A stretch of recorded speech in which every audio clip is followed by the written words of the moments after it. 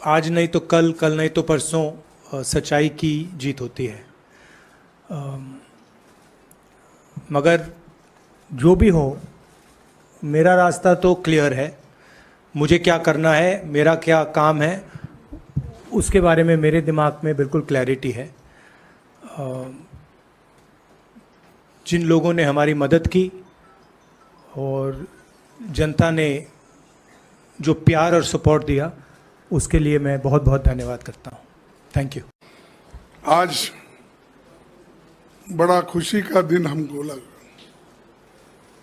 कि डेमोक्रेसी की जीत हो गई, संविधान की जीत हो गई।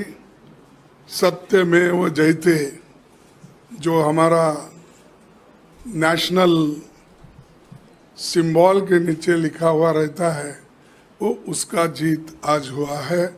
इसलिए हम सारे लोग खुश हैं। शायद आप भी खुश होंगे, क्योंकि हमेशा ऐसा होता है कि हमारी बातें कभी नेगेटिव में ही जाते हैं, थोड़ा सा पॉजिटिव भी रहता है। तो सुप्रीम कोर्ट का फैसला, उसके तहत, और मैं तहे दिल से सुप्रीम कोर्ट का फैसले का स्वागत करता हूं। अभी संविधान जिंदा है, बाकी है, और न्याय मिल सकता है। ये इसका एक बहुत बड़ा उदाहरण है। संविधान, लोकतंत्र और भारत के आम लोगों की ये जीत हो गई है। सिर्फ राहुल गांधी जी का जीत नहीं है, सारे भारत के जनता की जीत है और डेमोक्रेसी की जीत है और संविधान के उसूलों की जीत है। इसीलिए एक बहुत बड़ा फायदा देश के लोगों को हुआ है। जो एक व्यक्ति लड़ता है सच्चाई के लिए, देश के हित के लिए और देश को मजबूती लाने के लिए, देश के युवाओं के लिए, देश में जो महंगाई बढ़ रही है, महंगाई के खिलाफ जो व्यक्ति लड़ते लड़ते और लोगों को जागृत करते करते कन्याकुमारी से लेकर कश्मीर तक 4000 किलोमीटर से भी ज्यादा चल के गरीबों से मिले, बच्चों से मिले, डॉक्टर, इंजीनियर, सभी लोगों से मिले। और आज मैं समझता हूँ उन सब की दुआएं हमारे साथ है। इसीलिए ये लोगों का जीत है, मैं ये कह सकता हूँ। आज सत्य, साहस की जीत हुई है।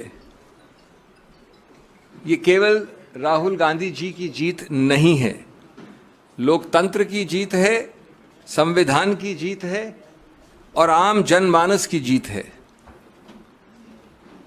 हम आशा करते हैं अब कि भाजपा अपने एक विशेष विभाग जो है, जो कई खेल खेलता है, चालबाजी के और अन्य खेल, उस विभाग पे ताला लगाएगी। वो जो चीज़ें करते हैं जिससे विपक्ष के नेताओं को अनर्गल रूप से निशाना बनाया जाता है, उसको अब कुछ हद तक कम से कम थामेगी, अगर पूरी तरह से रोकती नहीं भी है तो। हम अब संसद में उत्सुकता से जनता से जुड़े मुद्दों पर श्री राहुल गांधी को और श्री राहुल गांधी की बुलंद आवाज़ सुनने के लिए तैयार हैं, उत्सुक हैं और मोदी सरकार को बुनियादी मुद्दों पे जवाबदेही बनाना, ये आप फिर से देखेंगे संसद के अंदर। संसद के बाहर तो ये प्रक्रिया चली रही थी। तो जैसा कि लोग कह रहे हैं, फिर से चलेगी सवालों की आंधी जब संसद में लौटेंगे राहुल गांधी।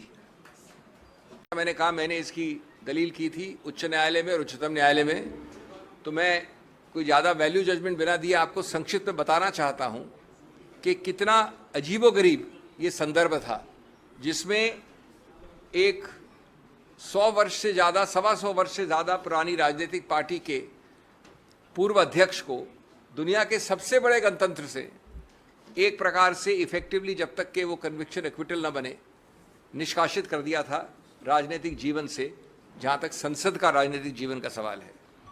और मैं उसी रूप में आपके सामने वो 6-7 मुद्दे संक्षिप्त में बिंदु के हिसाब से वर्णित करूँगा, जिसके आधार पर आज दलील हुई और जिसके आधार पर हम समझते हैं कि कानून में माकूल स्टे ऑफ कन्विक्शन मिला। नंबर 1, आज तक आप लोगों ने नहीं देखा होगा, लिखित है, जिन लोगों को इंटरेस्ट है वो पृष्ठ 326 में देख सकते हैं, कि लोग कहते हैं कि साहब ये समुदाय जिसका पूरे समुदाय का मानहानि अपमान हुआ है वो 13 करोड़ का समुदाय है, और उस 13 करोड़ में दूसरा वाक्य कहता है कि कम से कम 10 कास्ट और सब कास्ट हैं, उसकी सूची दे रखी है, और तीसरा वाक्य कहता है कि ये सब कास्ट और सब कास्ट समान नहीं है।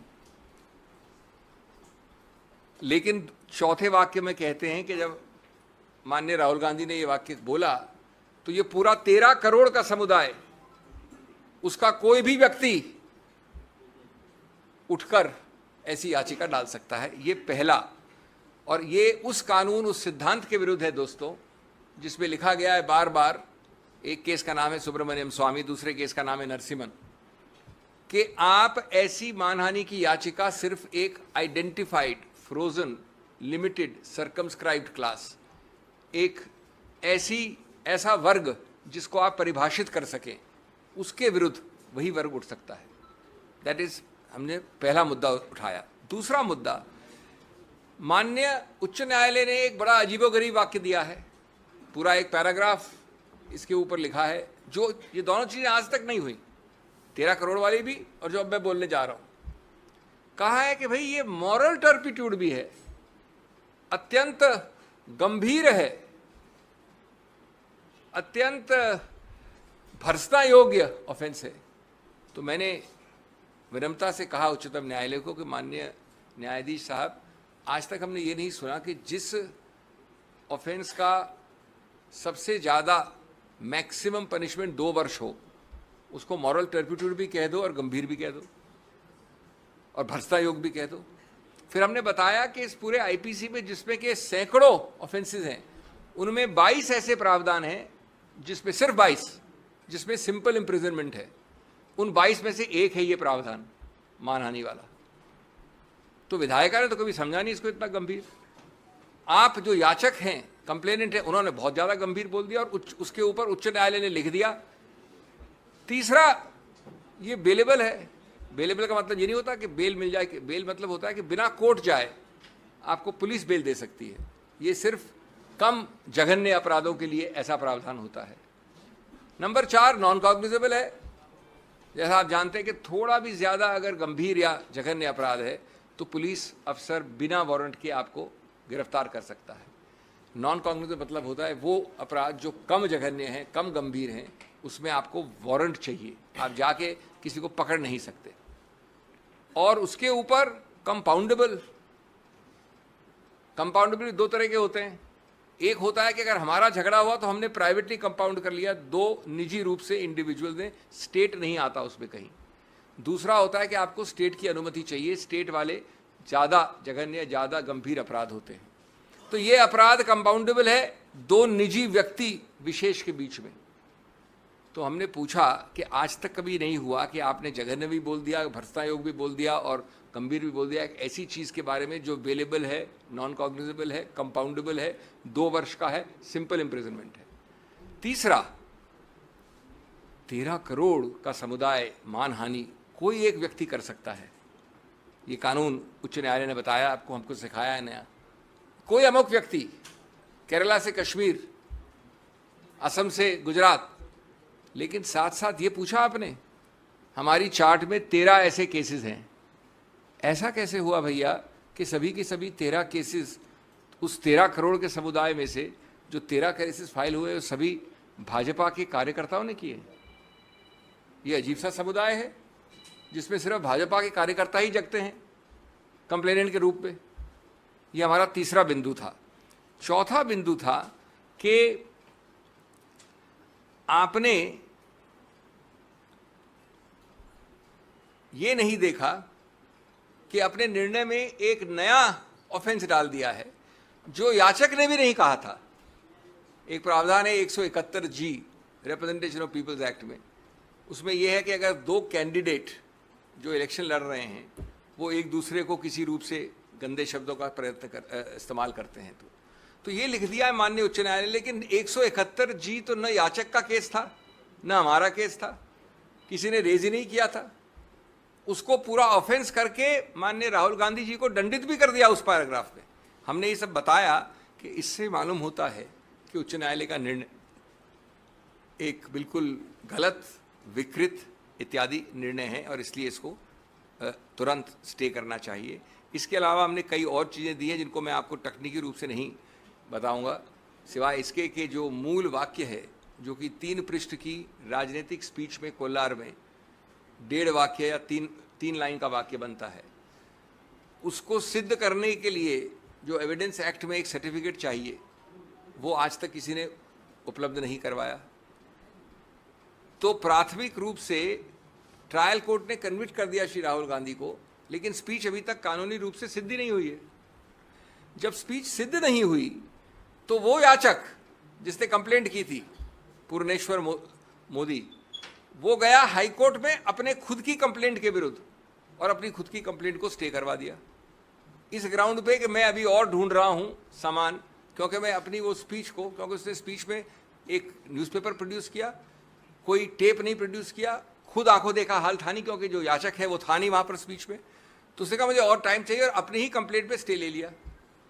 1.5 साल बाद जब उसने अपनी ही कंप्लेंट का स्टे हटाया और ये कन्विक्शन लिया, तो ये नहीं बताया कि उस 1.5 साल में उसने नया क्या ढूंढा था जिस कारण से उसने स्टे लिया था।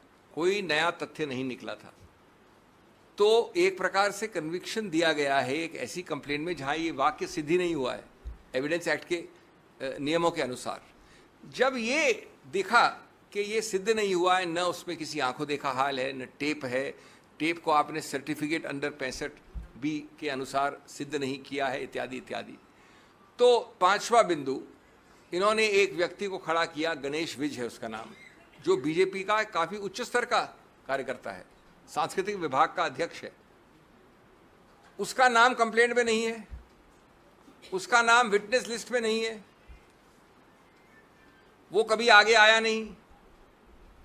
1.25 साल कंप्लेंट के बाद, 1.25 साल होता है 1 महीना, 1 साल 9 महीना, उन्होंने इसको खड़ा कर दिया बीजेपी कार्यकर्ता को कि मैं वहां था खड़ा हुआ, मेरी आंखों देखी हाल है, मैंने स्पीच सुनी थी। तो जिसको हम कहते हैं अंग्रेजी में वर्थलेस विटनेस, उस विटनेस का कोई भी आप उसके ऊपर आप आधार नहीं कर सकते, आधारित नहीं कर सकते अपने कन्विक्शन को। इसके अलावा कई और मुद्दे हैं।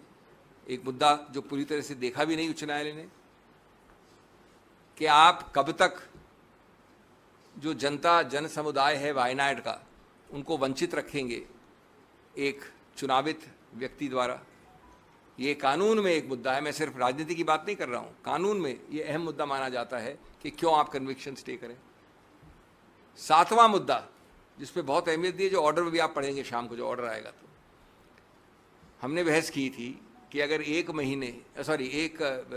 महीने, 1 साल 11 महीने और 29 दिन का दंड होता तो पर्याप्त नहीं होता इस डिस्क्वालिफिकेशन के लिए। यह आवश्यक है कि 2 साल का हो, नहीं तो डिस्क्वालिफिकेशन लागू नहीं होता। अब रोचक बात यह है कि 2 साल इस दंड के लिए मैक्सिमम है, और आज तक जिन लोगों को इसका अनुभव है वो जानते हैं कि 2 साल का कभी भी दंड जो मैक्सिमम पनिशमेंट होता है नहीं दिया गया है। लेकिन उसको छोड़िए, अगर आपको मैक्सिमम पनिशमेंट देना है दंड, तो जो आप सेंटेंसिंग की कार्रवाई कन्विक्शन की कार्रवाई से अलग होती है। मैं पहले कन्विक्ट कर दूंगा आपको, उसके बाद मेरे को अलग एक सुनवाई करनी होती है सेंटेंसिंग में। तो माननीय जज ने कहीं ये कोई कारण नहीं दिया, कोई औचित्य नहीं बताया कि क्यों हमने आपको 2 वर्ष का मैक्सिमम अधिकतम दंड दिया है। अगर उन्होंने कोई कारण नहीं बताया, 15 मिनट में सेंटेंसिंग, राहुल गांधी जी गए थे कोर्ट, तो अगर आप कारण नहीं बताओगे तो उसका आधार नहीं होगा, तो 2 वर्ष कैसे आपने लागू किए एक साथ? 8वां, उन्होंने कहा कि ये तो हैबिचुअल ऑफेंडर हैं। हमने चार्ट दिखाई, 13 केसेस में एक में भी कन्विक्ट नहीं हुए राहुल गांधी जी, एक में भी। सबके सब 13 केसेस बीजेपी कार्यकर्ताओं द्वारा हैं। मैं आपको एक केस कार्यकर्ता द्वारा फाइल करके मैं कह दूंगा कन्विक्ट हो आप। एक 14वां केस है जिस पे कन्विक्ट नहीं हुए, राफेल का कंटेम्प्ट है, जहां मैं पेश हुआ था, वहां पर अपॉलॉजी मान्य है, वहां भी कन्विक्ट नहीं हुए। और वो राफेल वाला वक्तव्य 14 नवंबर 2019 का है। ये वक्तव्य जो कोलार में हुआ वो 14 अप्रैल 2019 का, 8 महीने पहले का है। तो आप कोलार के लिए कन्विक्ट नहीं कर सकते एक ऐसे वाक्य के आधार पे जो 8 महीने बाद हुआ।